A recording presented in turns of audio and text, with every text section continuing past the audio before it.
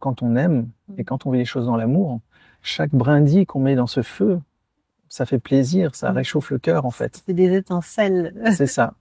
Et dans le quand cœur et dans les yeux. Alors pour ça, il faut vivre le couple dans l'amour et pas voir l'autre comme un besoin, comme quelqu'un qui va satisfaire nos besoins. À partir du moment où on est vraiment dans l'amour, bah, tout ce qu'on fait pour l'autre, c'est plus plaisant encore que de le faire pour soi-même. C'est un don en fait, voilà.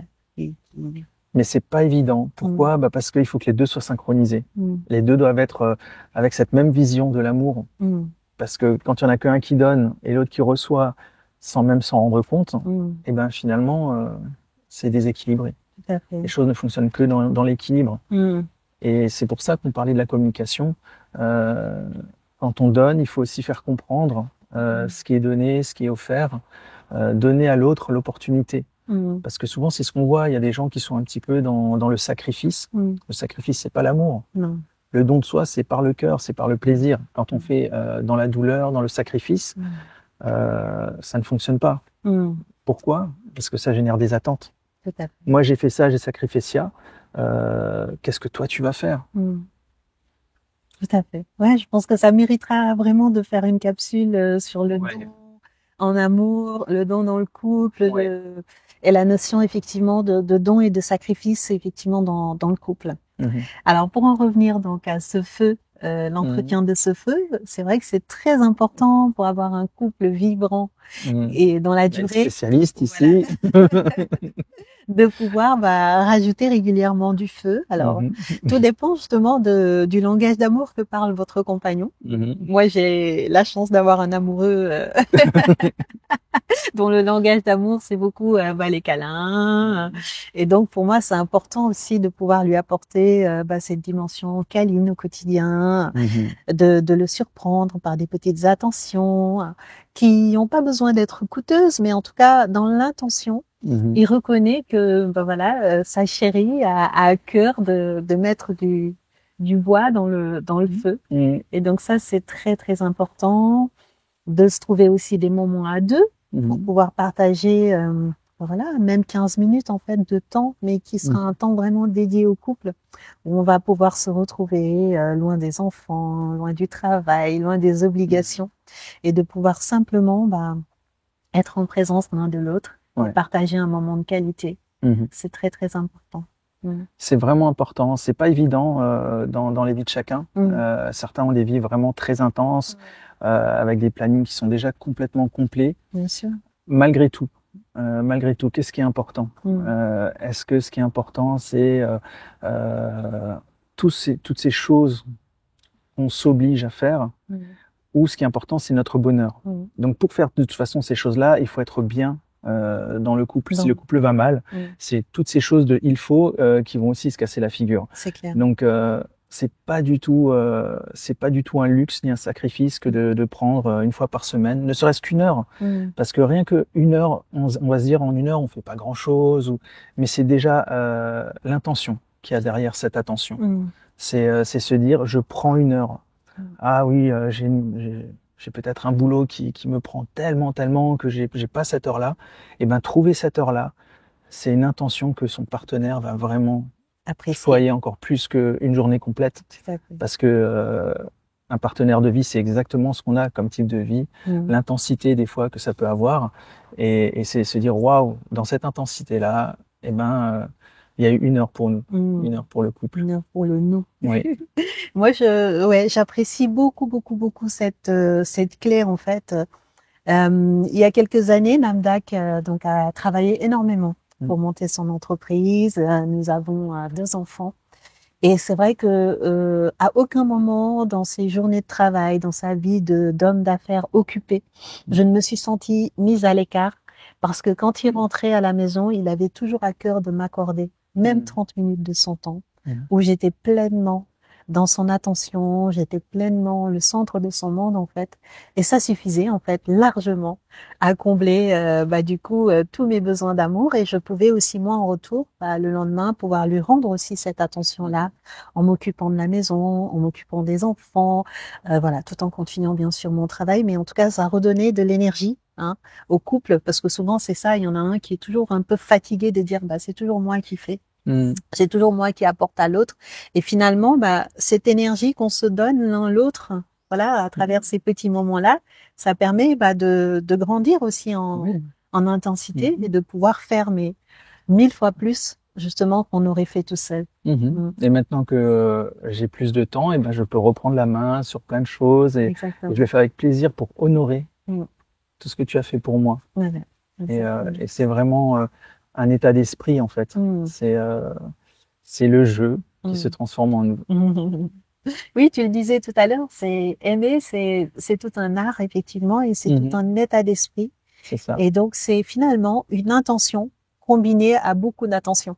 Si je peux résumer, si je peux résumer la chose, c'est ça. Voilà, c'est d'être intentionnel chaque jour et puis de semer des toutes petites attentions qui vont permettre que, voilà, l'énergie circule, l'énergie d'amour circule et permettent de créer dans le monde. Merci Shakti parce que tu es vraiment la reine pour ça et c'est vrai que après plus de 14 ans, bientôt 15 ans de vie commune, tu sais encore parsemer de petites intentions, être toujours jolie avec des nouveautés et vraiment c'est honorer le couple que de faire ça. Et c'est important aussi pour l'homme qui reçoit ça de savoir le voir, de savoir l'honorer. Et quelles que soient les conditions, c'est le plus important. Même si je rentre hyper fatigué ou je rentrais hyper fatigué, c'est fini, cette période est passée, et ben j'honorais toujours ça. Et je l'honorais toute la journée, c'est-à-dire que c'est vrai que j'avais des journées où je travaillais, j'avais une période pendant plusieurs années, je travaillais quand même 16 heures par jour. Et ben, je trouvais le moyen quand même de t'envoyer tous les jours, toute la journée, des petits messages, de t'appeler. Tu savais toujours où j'étais. Ça aussi, c'est important. Parce que des fois, dans ce qui peut être vécu comme un sacrifice, et à cette époque-là, c'était aussi en partie un sacrifice dans ma vision des choses. Donc c'est pas bon. Ça, c'est important de comprendre. Il n'y a aucun sacrifice qui est bon. Il faut faire les choses dans l'amour, avec le cœur. Et même si on est en train de, on est vraiment très fatigué, on a donné tout ce qu'on avait, et ben ne pas vivre ça comme un sacrifice, mais comme un don, et ne pas se dire parce que j'ai fait ça, je peux me permettre, de pas avoir autant d'attention. Alors peut-être pas autant que si on avait plein de temps, c'est sûr, c'est logique, et le partenaire ou la partenaire le comprend. Mais c'est toujours être présent, quoi qu'il arrive. Voilà, il y a toujours, voilà, moi par exemple, si je devais aller d'un client à l'autre en voiture, j'avais le temps avec le kit main libre de passer un petit coup de fil, où j'avais toujours le temps d'envoyer un petit message écrit, ne serait-ce que je t'aime ou je pense à toi, tu me manques. Et c'est vraiment important, parce que moi, ce que je le faisais pour le couple, peut-être un peu dans le sacrifice, mais pour le couple. Et pourtant, pour autant, c'est pas suffisant. Combien de couples, certainement, ont vécu ça et se sont brisés, alors qu'une des deux personnes faisait tout pour le couple, mais ne savait pas non plus l'exprimer et le faire avec amour, en fait, en gardant l'amour, et pas juste dans le sacrifice. Et parfois, l'amour était là, mais ça rejoint encore une fois ce qu'on disait tout à l'heure, vraiment cette notion de communication. Et aussi de vraiment apprendre à se connecter à l'autre finalement et de comprendre de quoi l'autre a besoin. Parce que souvent, dans le couple, on n'a pas forcément le même besoin au même moment, ou alors on n'a pas été conditionné justement dans l'enfance à, certaines personnes ne sont pas habituées à recevoir des câlins. Donc pour eux, ça leur semble tout à fait naturel en fait d'amener de la sécurité financière à la famille, mais sans prendre le temps de prendre l'épouse par la main ou l'époux par la main. Et donc c'est important de rester relié et d'apprendre, parce que quand on apprend en fait à comprendre le langage amoureux de l'autre, le besoin de l'autre, c'est tellement gratifiant aussi. Et c'est tellement une ouverture du cœur et une ouverture dans l'amour en fait que ça vaut le coup de prendre ce temps-là et de l'étudier en fait. Parce que c'est juste phénoménal. Et justement, quand on parle aussi de chemin spirituel, ça a aussi ces vertus-là.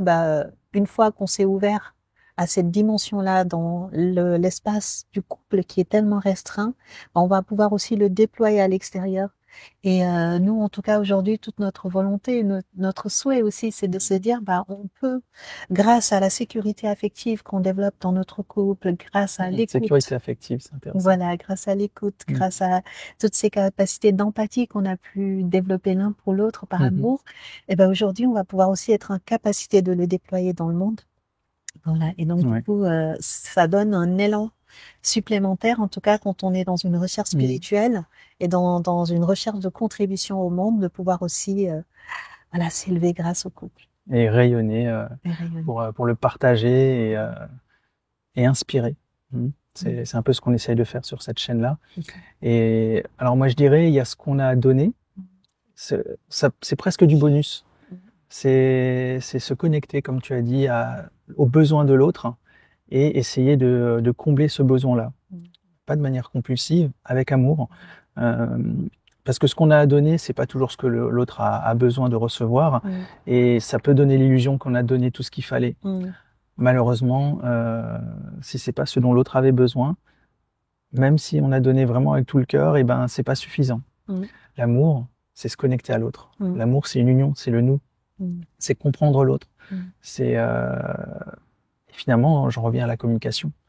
Pour comprendre l'autre et savoir ce dont il a besoin, c'est savoir communiquer, c'est dire moi j'ai besoin de ça et demander de quoi as-tu besoin. Et après, on peut ne pas être capable d'y arriver.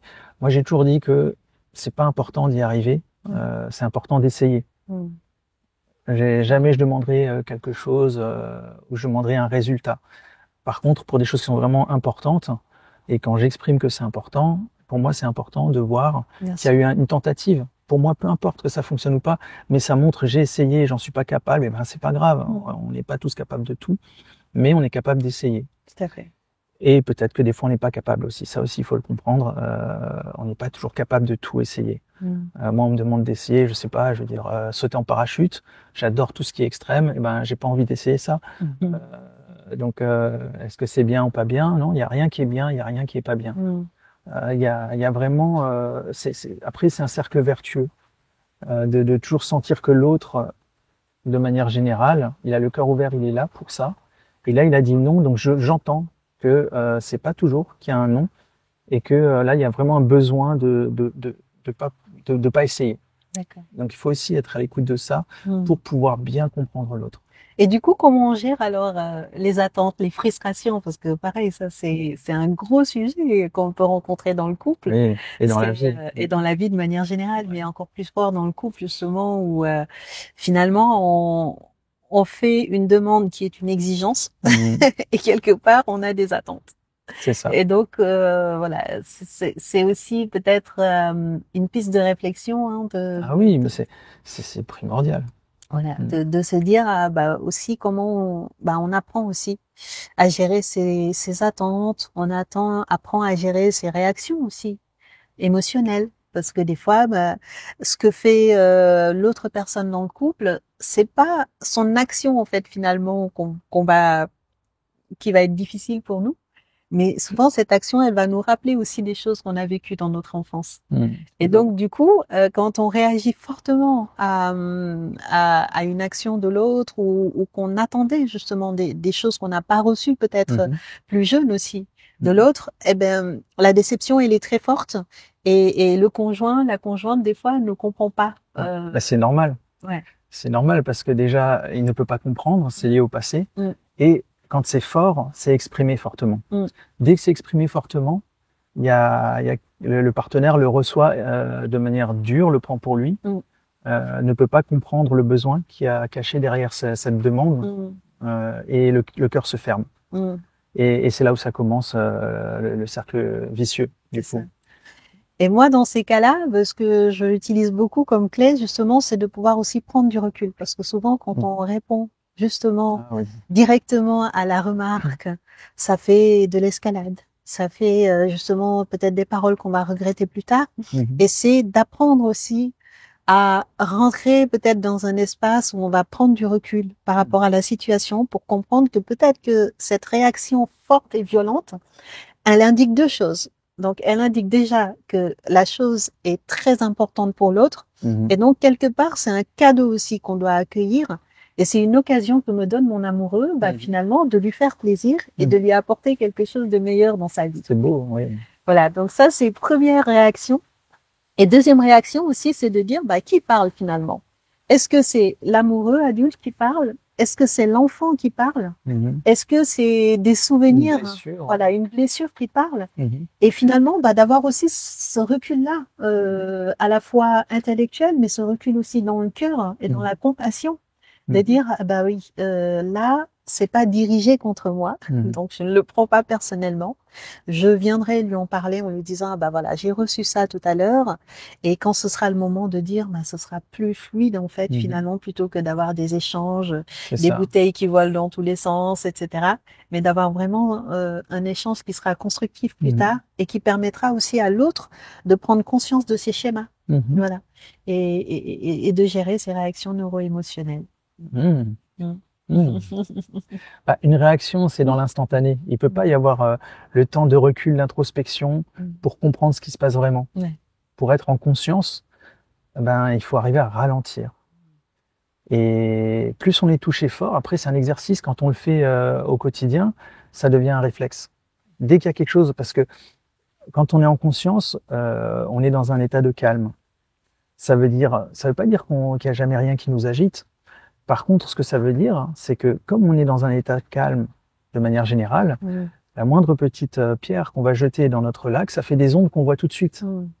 On ne verrait pas si tout était agité. Donc du coup, on est tout de suite capable de reconnaître, là j'ai été touché. Et du coup, avec cette habitude et cet entraînement à je prends du recul, j'attends et je prends du recul, dès qu'on se sent touché, hop, on attend, on prend du recul. Et on se pose la question, qu'est-ce qui est en train de se jouer là? Est-ce que je vais prendre les choses pour moi et rentrer dans une guerre qui n'aura aucune bonne conclusion? Issue, mais en tout cas qui sera bénéfique ni pour l'un ni pour l'autre. Exactement. Ou est-ce que c'est l'occasion, comme tu as dit, c'est un cadeau qui me permet de comprendre l'autre, de m'ouvrir à l'autre. Et chaque fois que ce sera fait, c'est pas seulement cette situation-là qui va en bénéficier, c'est tout le reste de ce qui va se passer dans le couple. Parce que ce sont des graines de gentillesse et d'authenticité dans la compassion qui ne disparaissent pas. Et de la même manière que quand on fait des pics à quelqu'un, en général, ça laisse une trace et on a toujours quelque chose qui reste. Et c'est pareil avec les gestes d'amour. Tout à fait. Donc, il faut semer le plus possible. Alors, pour ça, il y a un outil qui est formidable que tu as eu à utiliser, c'est la régulation émotionnelle. Donc, renseignez-vous sur le sujet si ça vous intéresse. On en parlera de toute façon. On en parlera largement sur la chaîne. Voilà, des vidéos également de régulation émotionnelle. Et effectivement, ça permet de grandir en soi et de grandir aussi dans l'amour, que de pouvoir prendre du recul aussi sur les situations, plutôt que de rajouter pour le coup du feu au feu. Très bien. Je crois qu'on a déjà dit pas mal de choses. On a dit pas mal de choses, je pense. On avait une liste longue comme le bras. Je pense qu'on en a pas dit la moitié, mais c'est déjà bien pour démarrer. Ouais, là, vraiment, c'est vraiment un petit peu déjà les basiques de savoir aimer. En tout cas, la façon dont nous on l'a vécu et qui a fonctionné, en tout cas pour nous. Voilà. Et n'hésitez pas en commentaire aussi de nous dire justement si vous avez des clés à rajouter, des sujets que vous aimeriez développer également sur le sujet de savoir aimer. C'est un sujet qui nous passionne personnellement et donc il y aura plein de possibilités sur cette chaîne d'explorer le savoir aimer. Merci beaucoup. Merci.